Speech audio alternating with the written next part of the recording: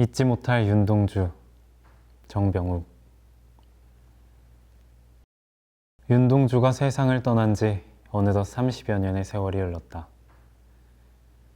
그가 즐겨 거닐던 서강 일대에는 고층 건물이 질비하게 들어서고 창내벌을 꿰뚫고 흐르던 창내가 닻을 감춰버릴 만큼 오늘날 신촌은 그 모습이 완전히 달라졌다. 달 밝은 밤이면 을에 나섰던 그의 산책길에 풀벌레 소리가 멈춘 지 오래고, 그가 사색의 보금자리로 삼았던 외인묘지는 계절 감각을 상실한 지 오래다. 그가 묵고 있던 하숙집 아주머니는 어쩌면 이 세상을 하직하고 말았을지도 모르겠다.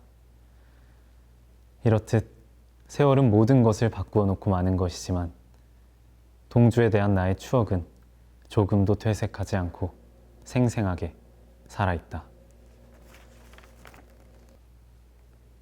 내가 동주를 처음 만난 것은 1940년 연희전문학교 기숙사에서였다. 오똑하게 솟은 콧날, 부리부리한 눈망울, 한 일자로 굳게 담은 입, 그는 한마디로 미남이었다. 투명한 살결, 날씬한 몸매, 단정한 옷매무새, 이렇듯 그는 멋쟁이였다. 그렇지만 그는 꾸며서 이루어지는 멋쟁이가 아니었다. 그는 천성에서 우러나는 멋을 지니고 있었다. 모자를 비스듬히 쓰는 일도 없었고 교복의 단추를 기울어지게 다는 일도 없었다. 양복 바지의 무릎이 앞으로 튀어나오는 일도 없었고 신발은 언제나 깨끗했다. 이처럼 그는 깔끔하고 결백했다. 거기에다 그는 바람이 불어도 눈비가 휘갈겨도 요동하지 않는 태산처럼 믿음직하고 씩씩한 기상을 지니고 있었다. 그는 연희전문학교 문과에서 나보다 2학년 위인 상급생이었고 나이는 나보다 5살 위였다. 그는 나를 아우처럼 귀여워해 주었고 나는 그를 형처럼 따랐다. 신입생인 나는 모든 생활의 대중을 그로 말미암아 잡아갔고 촌뜨기의 때도 그로 말미암아 벗을 수 있었다. 책방에 가서도 그에게 물어보고 나서야 책을 샀고 시골 동생들의 선물도 그가 골라주는 것을 사서 보냈다. 오늘날 나에게 문학을 이해하고 민족을 사랑하고 인생의 참뜻을 아는 어떤 면이 있다고 하면 그것은 오로지 그가 심어준 씨앗의 결실임을 나는 굳게 믿고 있다. 그러기에 이 글을 쓰는 순간에도 그가 내 곁에서 나를 지켜보고 있는 것 같은 느낌이 든다.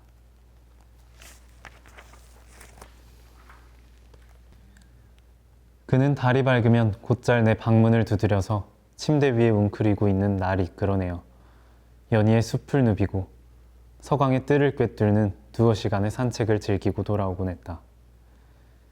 그 시간 동안 그는 입을 여는 일이 별로 없었기 때문에 무슨 생각을 했었는지는 지금도 수수께끼이다. 가끔은 정영, 아까 읽던 책 재미있어요? 하는 정도의 질문을 했는데 그것에 대해 내가 무슨 대답을 했는지는 뚜렷이 생각나지 않지만 그는 그 책은 그저 그렇게 읽는 겁니다 라고 하기도 했고 어떤 때에는 그 책은 대강 읽어선 안 돼요. 무척 고심하면서 읽어도 이해하기가 어려운 책입니다 라고 일러주기도 했다. 그만큼 그는 독서의 범위가 넓었다. 문학, 역사, 철학 이런 책들을 그는 그야말로 종이 뒤가 뚫어지도록 정독을 했다. 이럴 때 입을 꾹 다문 그의 눈에서는 불덩이가 튀는 듯 했다. 어떤 때에는 눈을 감고 한참 동안을 새김질을 하고 나서 다음 구절로 넘어가기도 하고 어떤 때에는 공책에 메모를 하기도 했다. 그러나 그는 읽는 책에 좀처럼 줄을 치는 일은 없었던 것으로 기억된다. 그만큼 그는 결벽성이 있었다. 태평양 전쟁이 벌어지자 일본의 혹독한 식량 정책이 더욱 악랄해졌다. 기숙사의 식탁은 날이 갈수록 조잡해졌다. 학생들이 맹렬히 항의를 해보았으나 일본 당국의 감시가 워낙 철저하기 때문에 어쩔 수 없다고 했다. 1941년 동주가 4학년으로 내가 2학년으로 진급하던 해 봄에 우리는 하는 수 없이 기숙사를 떠나기로 했다. 마침 나의 한반 친구의 알선이 있어서 조용하고 조촐한 하숙집을 쉽게 얻을 수 있었다. 우리는 그곳에서 매우 즐겁고 유쾌한 하숙 생활을 누릴 수 있었다. 그러나 우리는 하숙집 사정으로 한 달 후에 그 집을 떠나야만 했다. 그해 5월 금음께 다른 하숙집을 알아보기 위해 아쉬움이 가득 찬 마음으로 누상동 하숙집을 나섰다. 옥인동으로 내려오는 길에서 우연히 전신주에 붙어있는 하숙집 광고 쪽지를 보았다. 그것을 보고 찾아간 집은 문패에 김송이라고 적혀 있었다. 설마 하고 문을 두드려 보았더니 과연 나타난 주인은 바로 소설가 김송, 그분이었다. 우리는 김송 씨의 식구로 끼어들어 새로운 하숙 생활을 시작하게 되었다. 저녁 식사가 끝나면 우리는 대청에서 차를 마시며 음악을 즐기고 문학을 담론하기도 했으며 때로는 성악가인 그의 부인의 아름다운 노랫소리를 듣기도 했다. 그만큼 우리의 생활은 알차고 보람이 있었다. 동주의 시집 제1부에 실린 많은 작품들이 그해 5월과 6월 사이에 쓰인 이유가 바로 여기에 있다고 하겠다. 비록 쓸모는 없었지만 마음을 주고받는 글벗이 곁에 있었고 암울한 세태 속에서도 환대해주는 주인 내외분이 있었기에 즐거운 가운데서 마음껏 시를 쓸 수 있었으리라.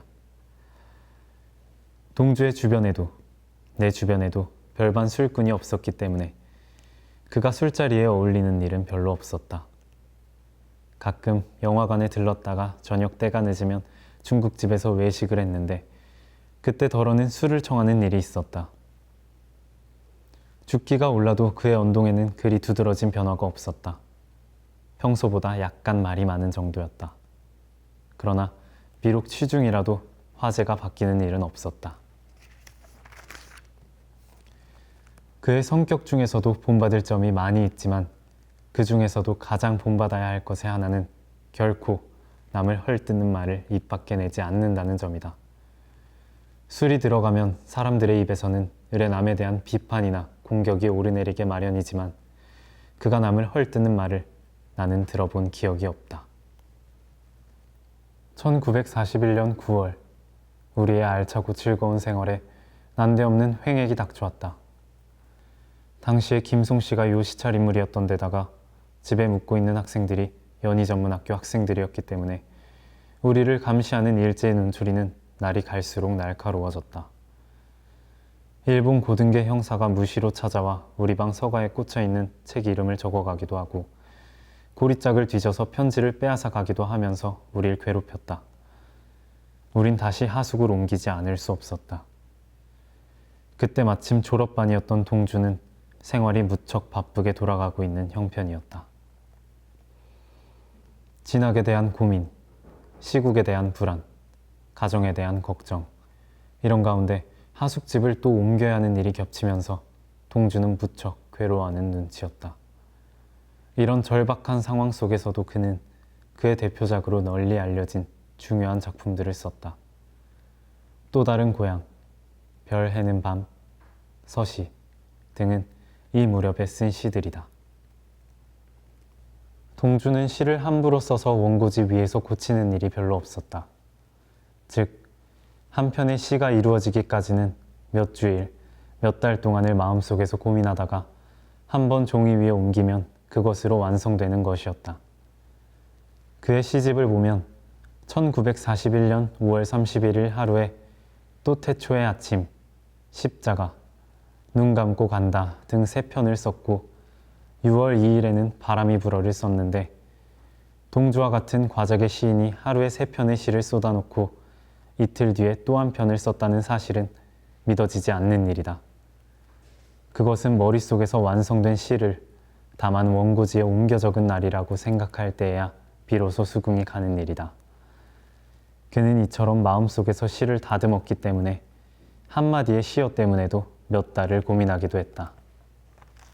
유명한 또 다른 고향에서 어둠 속에서 곱게 풍화작용하는 백골을 들여다보며 눈물 짓는 것이 내가 우는 것이냐 라는 구절에서 풍화작용이란 말을 놓고 그것이 시어답지 못하다고 매우 불만스러워한 적이 있었다. 그러나 고칠 수 있는 적당한 말을 찾지 못해 그대로 두었지만 끝내 만족해하질 않았다. 그렇다고 자기의 작품을 지나치게 고집하거나 집착하지도 않았다.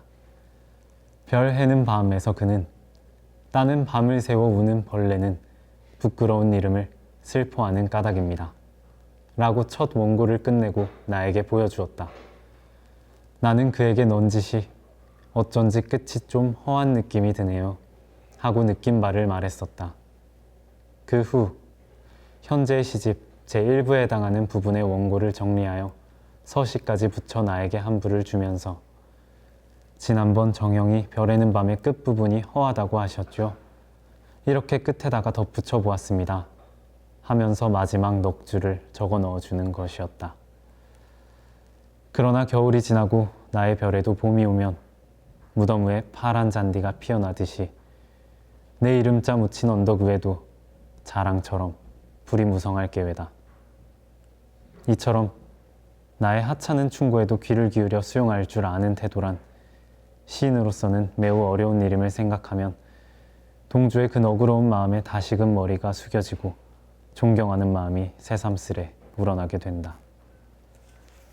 동주가 졸업기념으로 엮은 자선 시집, 하늘과 바람과 별과 시에 잡힐 시고는 모두 세 부였다.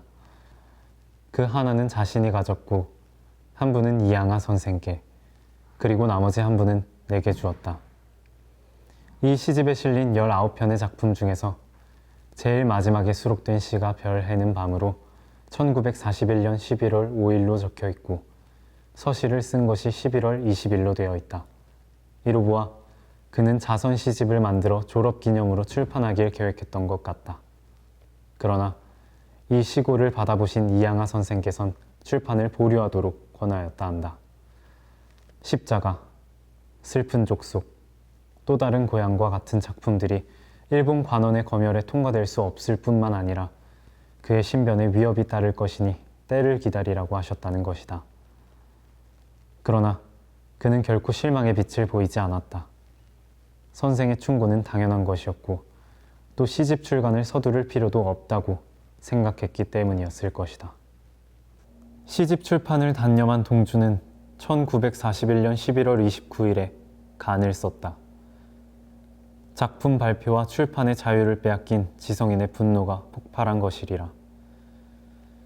그러나 그는 스스로를 달래지 않을 수 없었다. 그 노여움이 가라앉으면서 1942년 1월 24일에 차분히 참회록을 썼다. 어쩌면 이것이 고국에서의 마지막 작품이었을지도 모른다.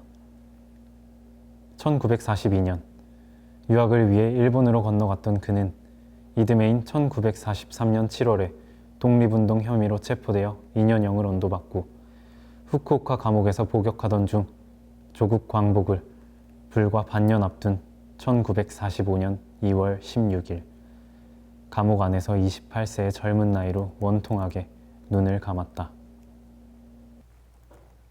이제 동주는 세상을 떠나고 없다.